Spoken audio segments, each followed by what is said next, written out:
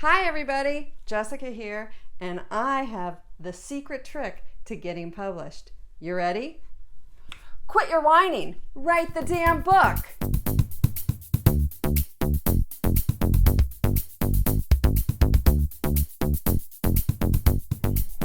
Anybody who knows me knows I'm not a fan of excuses. Work.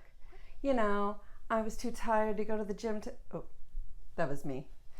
How about, I couldn't find my mask, so I couldn't save the world, said no superhero ever.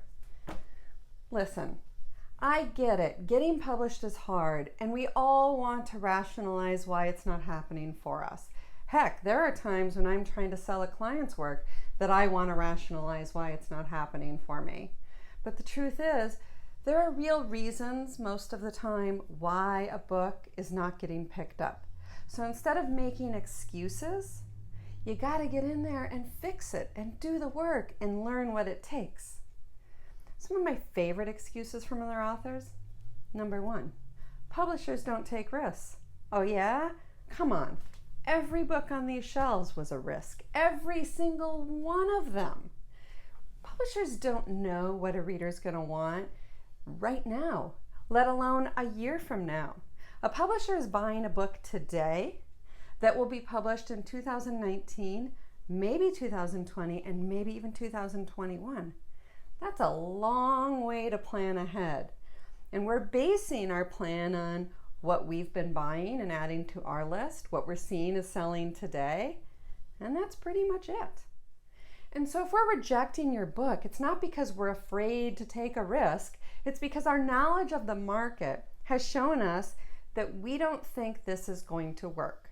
Could we be wrong? Absolutely, we're wrong all the time. Could we also not be the right place for you? Absolutely. I might reject a book not because I'm afraid to take a risk, but because I'm not passionate enough about that particular book to want to take a risk on it. Excuse number two. This is one of my favorites. Agents are gatekeepers. Every time I hear that word gatekeeper, I just cringe. I hate it. It's so disrespectful, and it's such an excuse. I mean, I suppose you could say we're gatekeepers, but I don't think that we're standing there with our arms crossed, preventing authors from getting in the gate. In fact, that's exactly what we don't want. Think about it.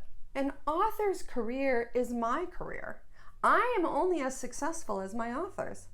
I only make money if my authors make money. So why would I want to keep them out? I want more of them, and I want to usher them in the door, check in hand. That's my goal. When I was a baby editor years ago, before I even thought of being an agent, publishing houses still accepted, and I'm talking Big Five, which actually were Big Six at the time, they accepted unagented submissions. That was called a slush pile. They really don't now.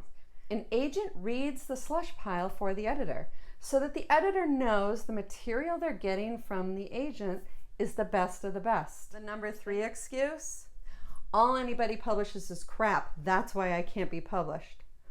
Amazing, and kudos to you for writing better than anybody else. So not true. And really, what a lame excuse. Because as a writer, as a successful writer, you need to be a reader too.